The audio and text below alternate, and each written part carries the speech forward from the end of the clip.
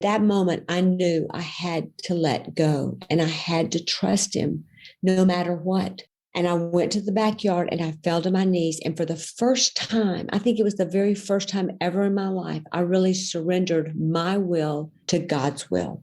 And I said, I want what you want for me without my memories more than I want what I want with my memories. And I will take it your way. And when I did that, I began to really trust God with the no matter what's. And they came because no matter what's come in life.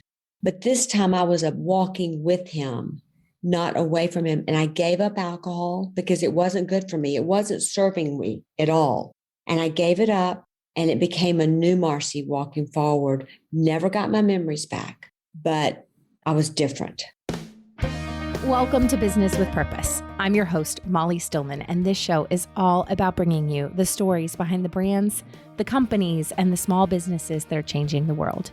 Each week, I get the incredible opportunity to sit down with an incredible human being, a person who is trying to make a positive impact, not only through their personal life, but also with their career, whether they're an artist, whether they're an author, a speaker, an entrepreneur, a CEO, a nonprofit director, a community leader. I am talking with some of the most inspirational people each and every week. My goal with this show is to show you, the listener, that no matter where you are, no matter what you do for a living, you can make an impact. My guest this week is the incredible Marcy Gregg. Marcy is an abstract oil painter. She's an author and a speaker. Her life was changed forever after a serious complication arose during the delivery of her third child, leaving Marcy in a coma from which there was little hope of recovery. Overcoming incredible odds, Marcy regained consciousness but lost almost 13 years of her memory. Faced with the daunting task of rebuilding her identity, Marcy slowly put the pieces of her life back together and even started her own corporate consulting business. However, she found that her gratitude for being given a second chance at life did not find expression in the confines of the corporate world. Determined to make the most of her life that had been restored to her, Marcy sold her successful business in 2006 and returned to her true passion, which is art. Her recent memoir, Blank Canvas, released in May of this year and is available now. Let me tell you, when I say Marcy is one of the most inspirational people I have ever had a conversation with on this podcast in over 300 episodes. You are going to absolutely be blessed by this conversation, Marcy's story. And if you are not inspired to just take life by the horns, I don't know what will. But before I get to my conversation with Marcy, I want to thank our partner of the show, and that is Mama Suds. Y'all know how much I love Mama Suds. We personally have used their cleaning products in our home for years. I've had Michelle Smith on the show. She's a good friend of mine, and I absolutely love everything about this company. Not only that it's a small business, it's mama owned. Every product is non-toxic, it's safe using clean ingredients, but most of all, I love that every single product is effective, from their stain stick to their all-purpose cleaner to the Castile soap, you name it, everything works. I love it so much. Head on over to mamasuds.com. Use the code Molly for 15% off your order. That's mamasuds.com and use the code Molly for 15% off. Now, without further ado, on to my conversation with Marcy Gregg. Marcy, I'm so excited to have you. Welcome to the show. Thank you for being here. Thank you so much for having me. I'm excited. We have a mutual love and in common of Joy Egg-Retrieve. She's both of our literary and speaking agents. And so I was saying right before we started recording, it's like when you have somebody like Joy in common, as like a common friend, colleague, it just adds a je ne sais quoi, to use a French term, yes. for just a level of like, I'm probably going to love you because Joy loves you and I love Joy, and it's like transitive property. So I'm really looking forward to this conversation. And I just already think you're amazing. Oh, thank you so much. I feel the same way about you. Well, I want you to give us the Marcy 101. So who you are, what you do, and how you got to where you are today. I am Marcy Gregg, and I'm a studio artist, a professional artist. I am a wife, a mother of 3 grown children, a grandmother of 4 grandchildren and 1 on the way. And I live in Charlotte, North Carolina, and my paintings are represented in galleries across the country. And about 32 years ago, my life changed forever. I went in the hospital to have a baby, and something happened to me there that changed me. And in that, I became a different person. Mm. And I will let you ask me questions to tell the audience about that. Yes. So I know that you just released your memoir, which, by the way, congratulations. I am Thank you. so excited for you for birthing a book baby. Because I know from so many friends who are authors, and I'm in the very, very early stages of this in writing a book, and how much work and time and blood, sweat, and tears goes into it. So congratulations, number one, on that. And it's called Blank Canvas. And it really is your story. And when I first heard your story, it felt like a combination. Is that there was that movie, I think it was like with Rachel McAdams, where she like, Yes. there's like a Rachel McAdams movie, and then also like a combination of that, and then Adam Sandler's 50 First Dates. So I have, Yes. It's like a combination of that. And I was like, this is a real thing. So I want you to tell us your story, because your story is so remarkable. And the way that you have used that experience to impact so many other people is just incredible. So tell us your story. Tell us what happened. Well, we had two little boys, and we decided to have a third baby, and we went to the hospital to have this little baby, and I had a little girl, and everything was great. And then 36 hours after she was born, I contracted pneumococcal bacterial spinal meningitis, but they didn't know that's what had happened, because what happened was the nurses found me standing up in my hospital room screaming because my head hurt so bad. So they literally came over, and they realized I had a very high temperature, and they took me down to a room to work on me. And when the doctors were called in, they said, call her husband. He needs to get up here. She's not doing well, because my fever was very high. And by the time he got to the hospital, I had already slipped into a coma. So by the time they called him, they got him to the hospital, I had gone into a coma. So it was very, very fast, which in itself was a miracle that I hadn't gone home from the hospital early, and I was still in the hospital when I got sick. I went into this coma, and they then determined that it was pneumococcal bacterial spinal meningitis, which is a deadly, deadly virus. And I was in this coma for the week. And throughout the week, I just got worse and worse and worse. And the doctors tried everything they could do to help me. They hung one bag of IVs after another, and nothing was working. They even drilled a hole into my brain to try to tap the pressure, and that didn't work. And at the end of the week, they told my husband that they really didn't feel like I was if I came out of it, I wasn't going to be what he knew. There were going to be great deficits. But the people prayed, and God moved. I mean, that really is what happened. And The next morning, I miraculously woke up. Wow. The problem was, when I woke up, things had changed. And I knew that I was in a hospital room. I was very, very, I remember being terrified because I was tied down, and I remember not knowing the people around me, but I knew I was in a hospital room. But in my mind, I thought I was 17. And then when I asked them why I was there, they said, you've had a baby and you got very sick.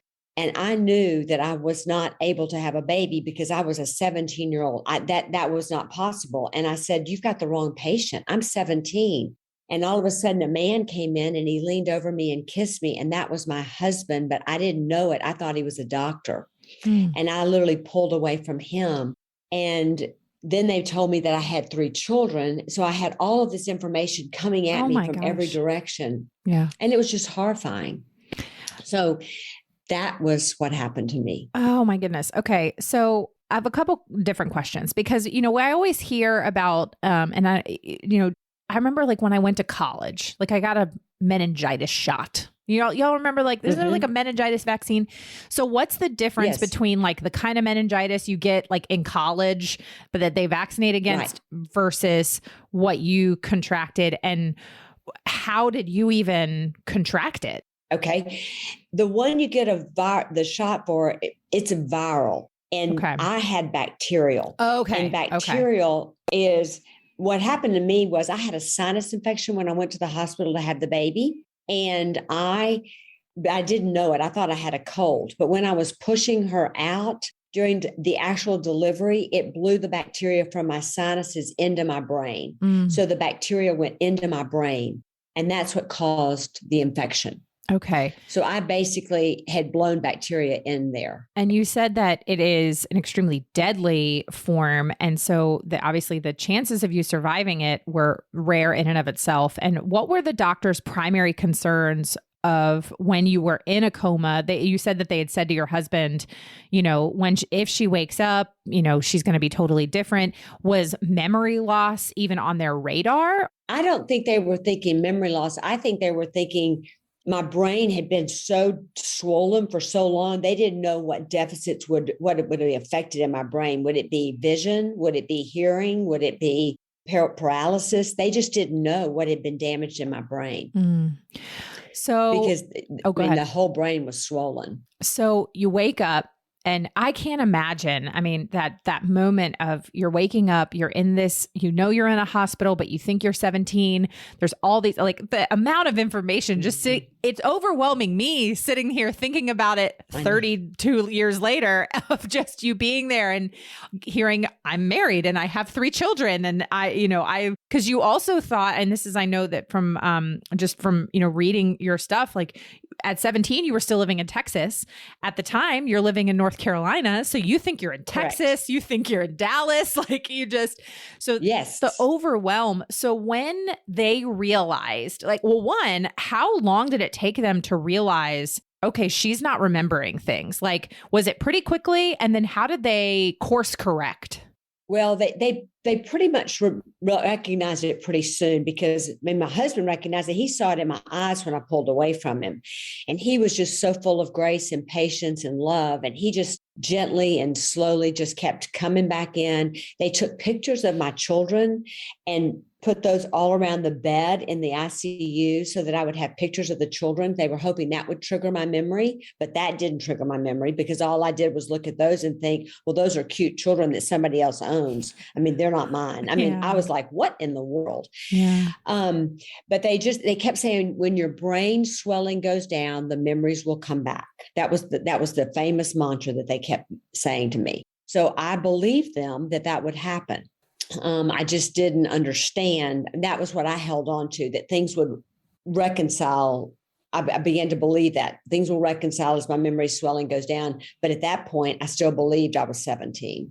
I was very confused. And so, okay, so they began to surround you with hopefully these reminders. How long were you, what was sort of their plan of care at this point? Was it, okay, maybe some type of therapy? Were they doing MRIs to, figure out what area of your brain was affected? How did they even determine, how do we then send this woman who thinks she's 17 home at 30 years old with 3 kids and a husband she doesn't recognize? Like, how did they even begin to recognize what to do there? Well, that was really, okay, there were 2 things that happened. First, they introduced me to the children, and this was God's special gift. There were 2 really cool gifts that I have to mention. First was my sweet husband.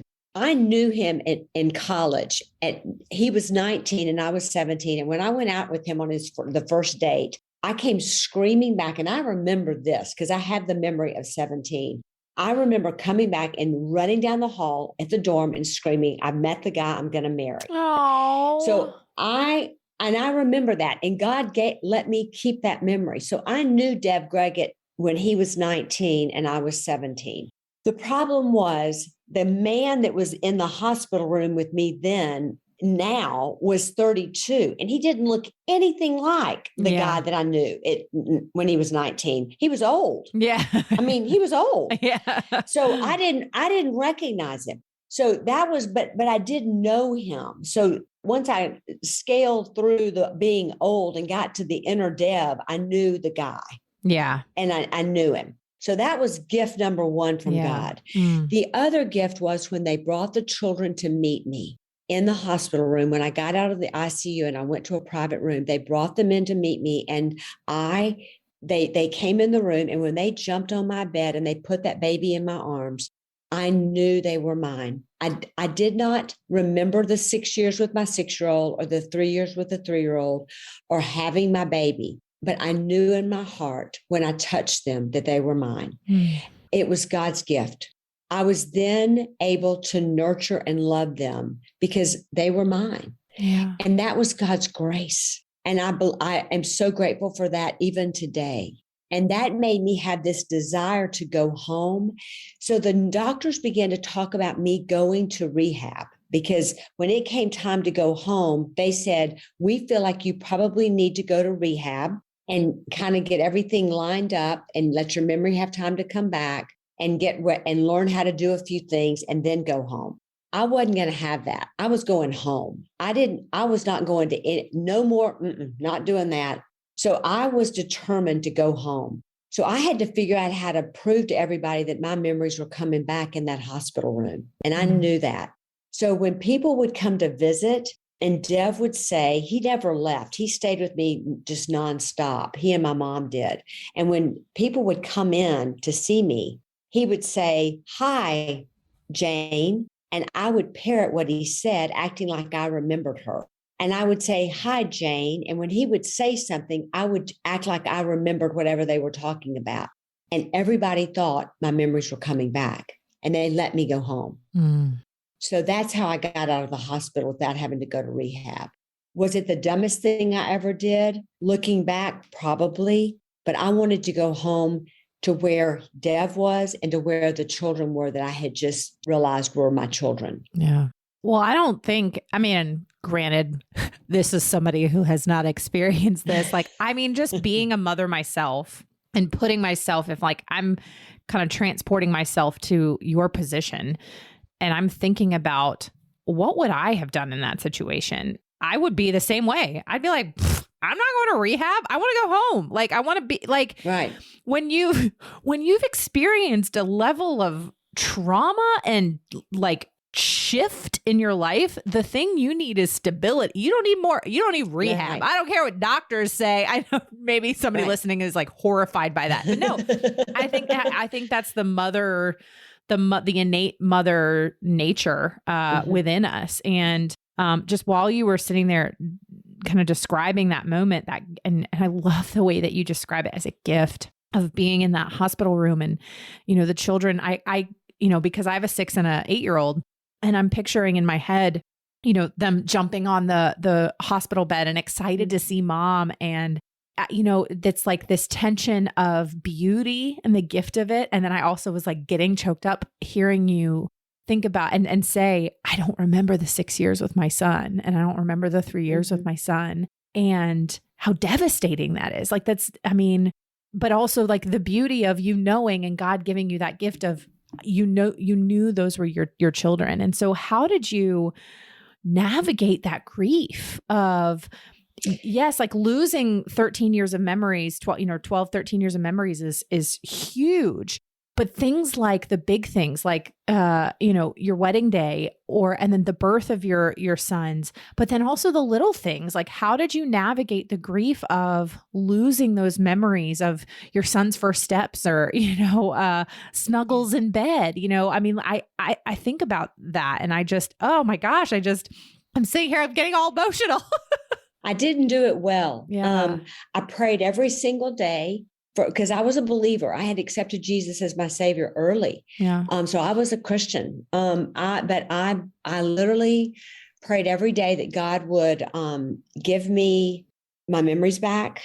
I had always been very self-sufficient and very type A personality, but now I really needed God because I could not fix this myself. This was the first time I was up against something I couldn't fix. And so I prayed that he would fix this because my body was healed, but my mind wasn't, and it wasn't being fixed. And the longer it wasn't being fixed, I was getting more and more frustrated and more angry. And I got really angry at God, and I turned to alcohol. That's how I handled my grief. And I drank to forget what I couldn't remember. And it was devastating. I drank it literally became my haven, a place where I went to forget. And it was, instead of turning to God for solace, I turned to the bottle for solace. Never did it. I hid it. No one knew. So now I had 2 dark secrets that no one knew about. Literally, no one knew that I didn't have my memories back, and no one knew that I was drinking at night. So no one knew. And I had these 2 secrets that I carried with me. And when people would say, how are you doing? I would say with a big smile on my face, I'm fine. Everything's great. We're doing good. when on the inside I was breaking. And this went on for several years, and it was hard. And I knew in my heart I was like the prodigal son who had run away, but I didn't know how to get back. And that was a terrible feeling. And I longed to hear God say, come back to me, but I couldn't hear anything because I was just so grief-stricken. I wanted my memories back. I wanted to remember college. I wanted to remember getting married. I wanted to remember having the children. I wanted to remember the snuggles. I wanted to remember all of that. But God was so good to me. One night, we were all sitting around as a family watching TV, and I drew the short straw to walk the dog, and I took the dog out. And as I was coming up the driveway, the dog lunged after a bunny. And when he did, he pulled me down.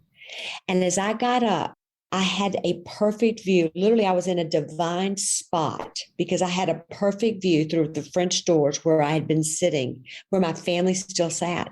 And there everybody was. And God spoke to my heart, just like I had longed to hear him for all those years. And he said to me, that is what I saved you for, the future, not the past. And as much as that father loves those children, I love you more. And just as that father's holding his daughter, I'm holding you, and I will not let you fall, but you've got to trust me. That moment, I knew I had to let go, and I had to trust him no matter what. And I went to the backyard and I fell to my knees. And for the first time, I think it was the very first time ever in my life, I really surrendered my will to God's will. And I said, I want what you want for me without my memories more than I want what I want with my memories. And I will take it your way. And when I did that, I began to really trust God with the no matter what's. And they came because no matter what's come in life. But this time I was walking with him, not away from him. And I gave up alcohol because it wasn't good for me. It wasn't serving me at all. And I gave it up, and it became a new Marcy walking forward. Never got my memories back, but I was different. Man, I just feel like we just had some church up in here.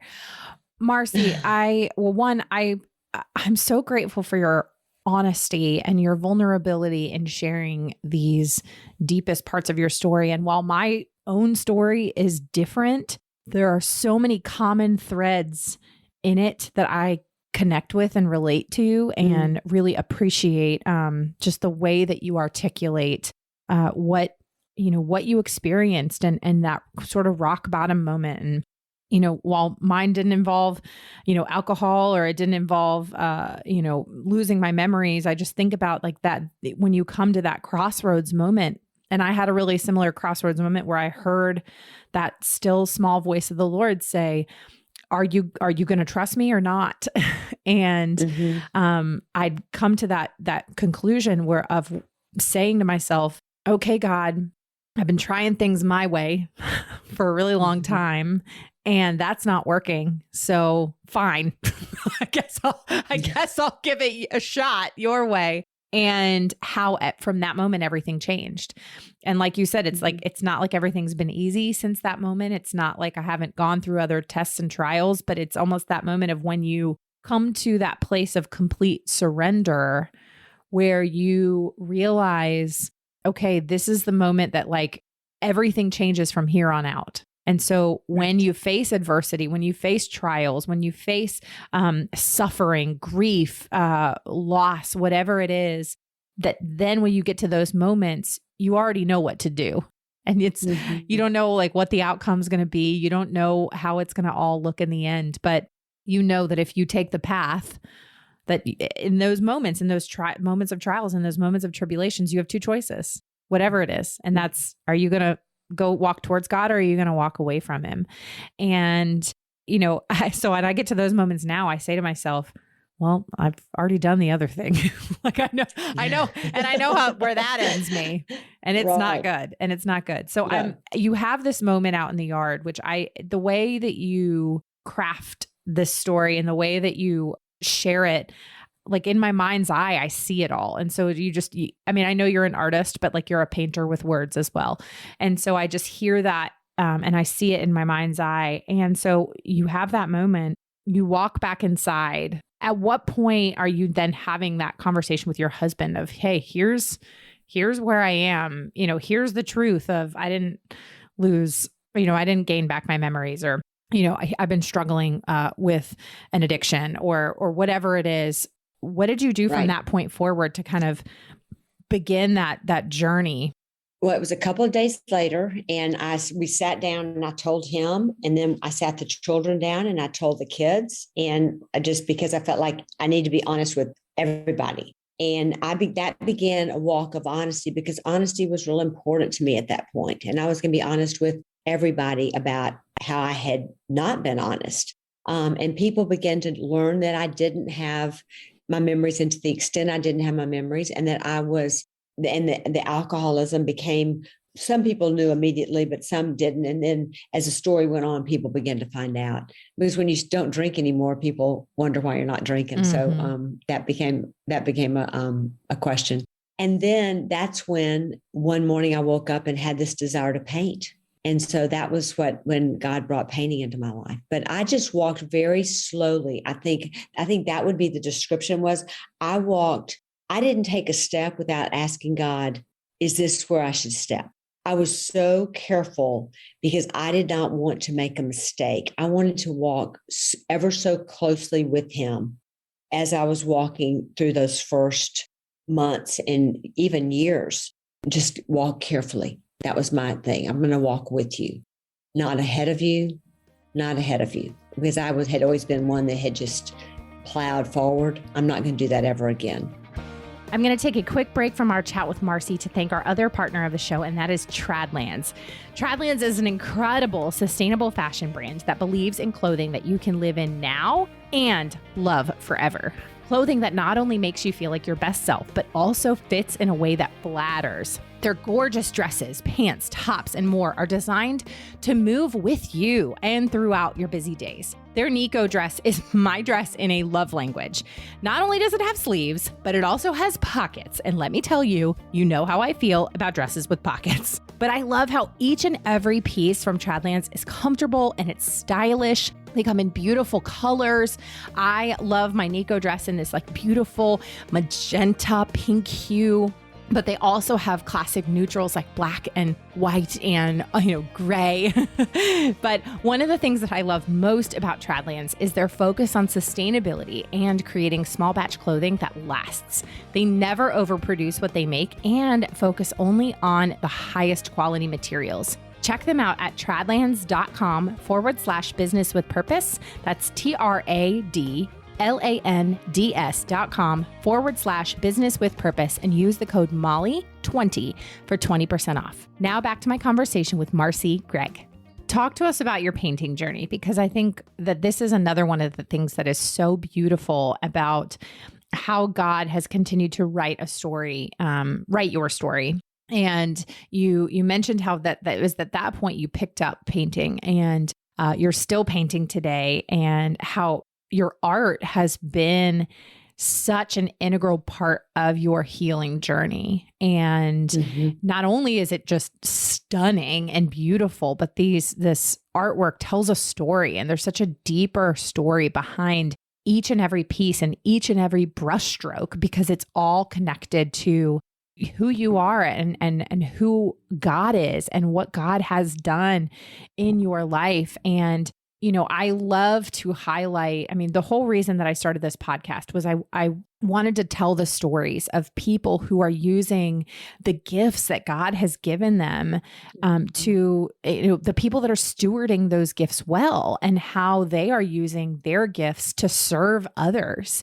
And that they're not hoarding those gifts for themselves, but they are using those gifts to impact others, to positively impact the world or their community or whatever it is. And so you are somebody who is using and stewarding that gift of art and painting and beauty and words to serve others and to tell God's story. And so talk about that for us and share, what has art done and how did the day that you picked up that paintbrush and you began that journey, what did that look like for you? Well, it was really funny. I woke up one morning and I had this burning desire to paint. I really did. I woke up and I went to my husband. I said, I want to take art lessons. And he said, Marcy, you majored in art in college. Why would you need to take lessons? And I said, I don't remember college. I mean, come on. I did. And I had no memory of taking painting in college. I really had no memory of that. So I literally went and began to paint under a man here in Charlotte that is a fabulous instructor, a fabulous artist. And I became his artist in resident. And I worked under him for a year, and a very special year, where I literally painted in his studio for 5 days a week, like all day long.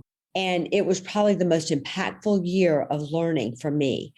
And during that time, it just grew this passion within me for color and for the oil painting itself. And after that, I began to bring home these huge paintings and all these paintings. And my husband said, where are we going to put these? And so we decided I needed to get a studio, and I did.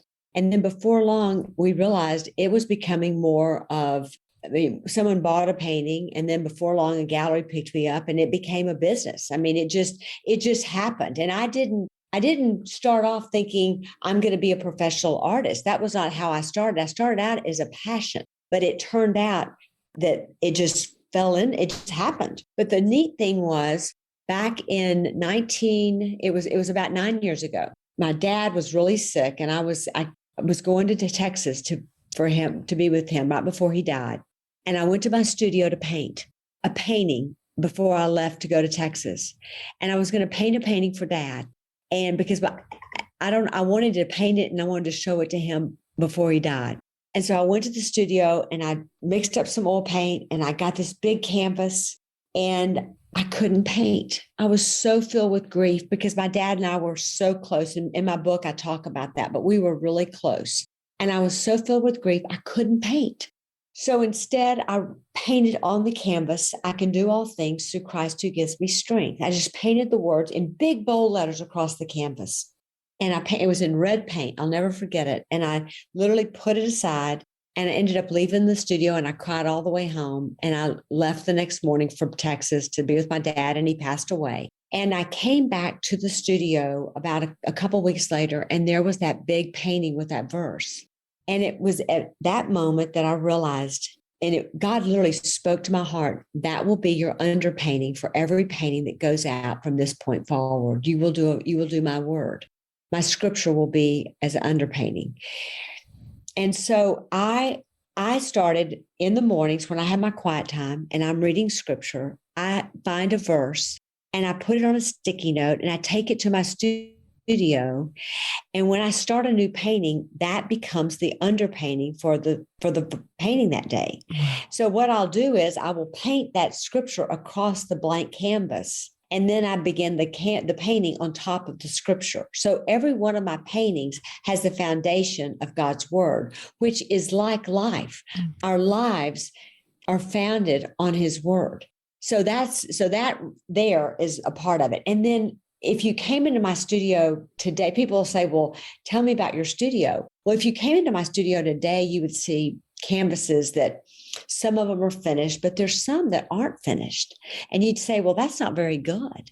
And I'd say, no, it doesn't look very good because they have multiple layers of paint on them when they're finished. And that one isn't close to being finished. And it needs many, many layers to be complete.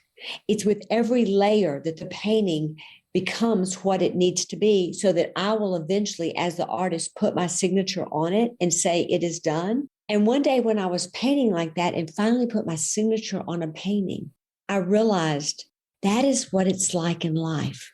That's the whole meaning of Romans 8:28, that God works all things together for good for those who love him and are called according to his purpose. He's putting layer upon layer upon layer in our lives. And you may be in a bad layer and it may not look good, but John 5:17 says that God's always at work. So he's adding another layer and he's working it out for our good. So if you're in a bad layer, he's not finished. But every layer has got to be on another layer, on another layer, on another layer until he finally puts his signature on it and says, it is done. And we're Christ-like. And I realized People say, well, do you wish you weren't an alcoholic? Do you wish you hadn't lost your memory? Do you wish you hadn't gone through all the things you've gone through? Do you wish you didn't have rheumatoid arthritis? And my answer to them is, those things are making me who Christ wants me to be. They're making me more who he wants me to be. So no, I wouldn't take those things away, because in the end, the master artist is putting every layer on so that he will sign his name and make me who he wants me to be. Marcy, I just think that is so beautiful. And I think about, you're absolutely right, is while there are so many things in our lives that are just awful, and, so many things in our lives that we just wish sometimes that we could go back and delete and forget or remember or whatever it is, but when you really actually take that, like 36,000 foot view and you kind of just almost remove yourself from being in the situation, and you try, even though we can't, but try to look at it from the perspective of God's view, you see it as it's all pieces of it. It's all layers of it, like you said. And, I think back to even things in my own life where if I had not made this decision, even if it was a bad one, if I had not made this decision, then I wouldn't have done that decision, and I wouldn't have done that. And I don't think I would be where I am had I not made all of those really terrible decisions, and I wouldn't change where I am for the world. And it's so beautiful. And I love the way that you described just God putting his signature on it after all the layers are there. And oh gosh, Marcy, it's beautiful. It's beautiful. It's beautiful. Well, so what has, obviously everything happened, 32 years ago. What was it that led you to write this book now? What was it that led you to tell the story now? Well, over and over, people would say, you need to write a story. You need to write the book. You need to write the book. And I never felt called to write the book. I never felt like it was time. I really never thought that I had anything. I never felt like it was time. And then one day, a very dear friend of mine came to me and said, I had a dream that you're supposed to write your story. Mm-hmm. And when she said that, it sounded different in my ears. At that moment, she said it and God spoke to my heart at the same time. And that day I went home and I said to the Lord, you need to let me know if this is your will. If it's your will, I will do it. And over the next 4 months, I had event after event after event, person after person after person, and thing after thing happened that literally was a confirmation that the book needed to be written. Psalm 105 tells us that we're to tell the wonders which he has done. And that was the number one thing. I wanted to tell what God had done, because there were 2 miracles in my life. The first miracle was that he healed me miraculously. Every doctor in that hospital will tell you, even the doctors that didn't believe in God will tell you it was a miracle I woke up. But the other miracle was that he brought me out of alcoholism in my backyard. That was the second miracle. It wasn't in a hospital. It was in a backyard on the grass. But that was a miracle, because I was an alcoholic. I'm a recovering alcoholic, but I was an alcoholic, and he brought me out of that. Those 2 things are miracles. And then he has walked with me so closely. I wanted people to know that are hurting, because there's so many people out there that are hurting so much worse than I am. They have so many bigger hurts than I do. But if they can find hope in my hurt, then it would be all worth it. That was my goal.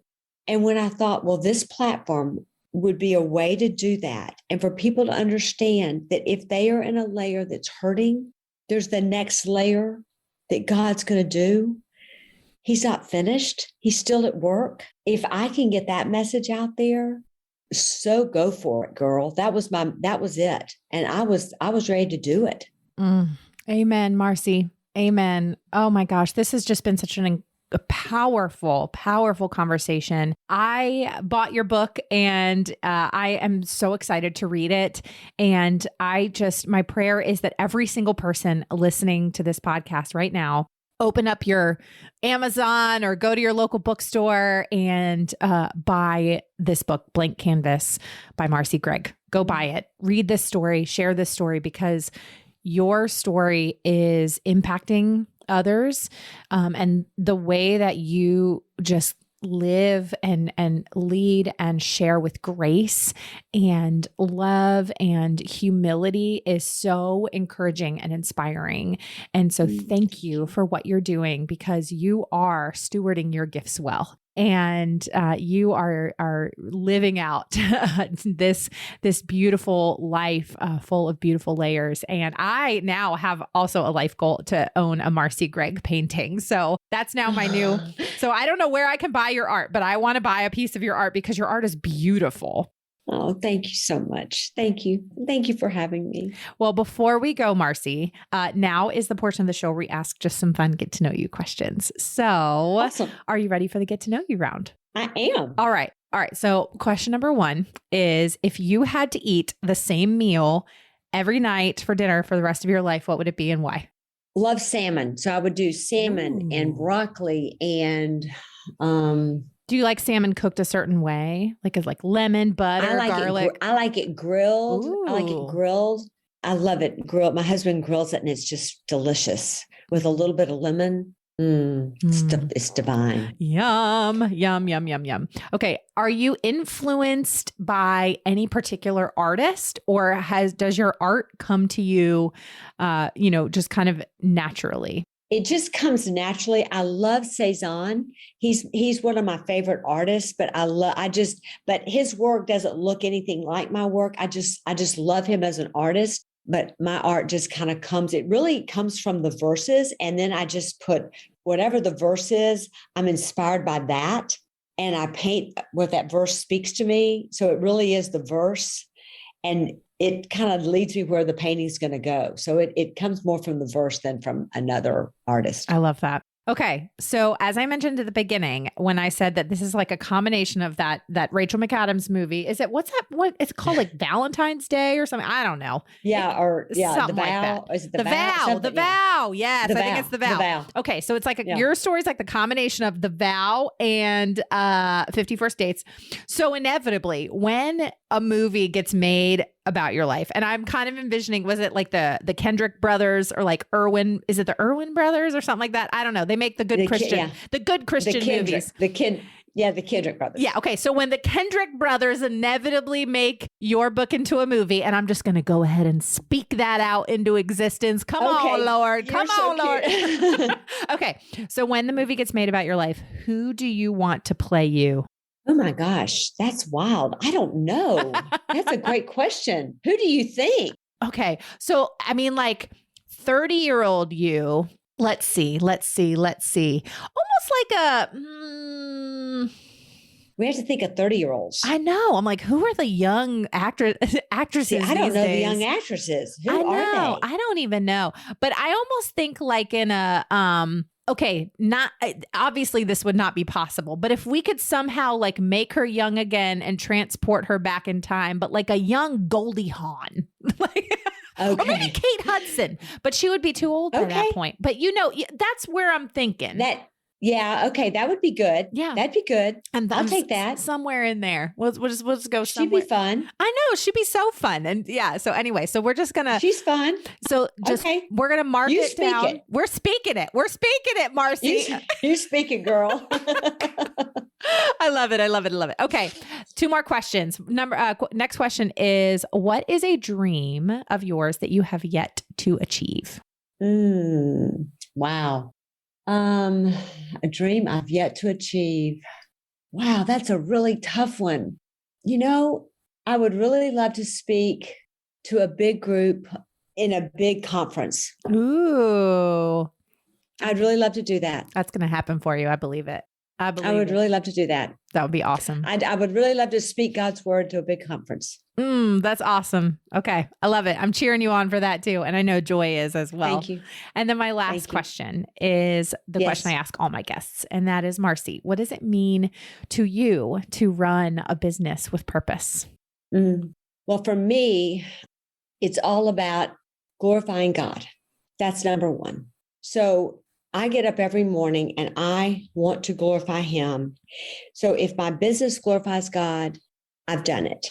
And there's a verse that talks about, in fact, I was reading it this morning. It says, it's very interesting. It says, live in a manner worthy of the good news about Christ. And I think if my business lives in a manner worthy of the good news of Christ, then I've done it well. So that's what it's all about for me. I just want it to glorify Christ in all I do.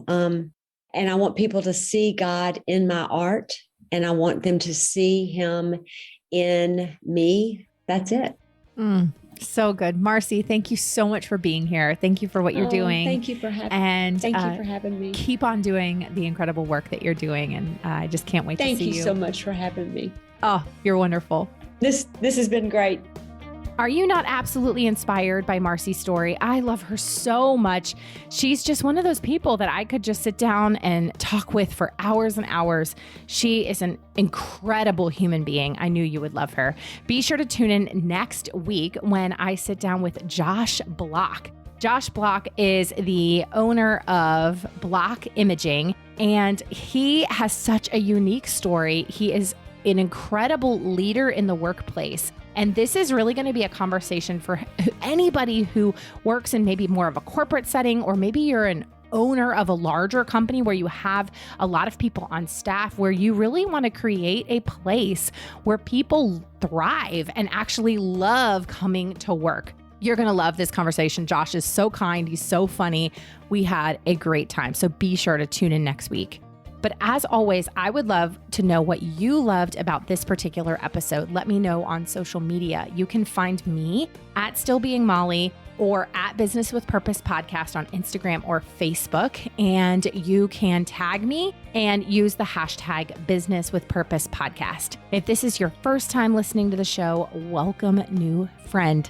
There is a whole archive with past shows featuring incredible entrepreneurs and business owners and community leaders who are doing incredible things in the world. And if you're a regular listener, thank you for tuning in week and week out.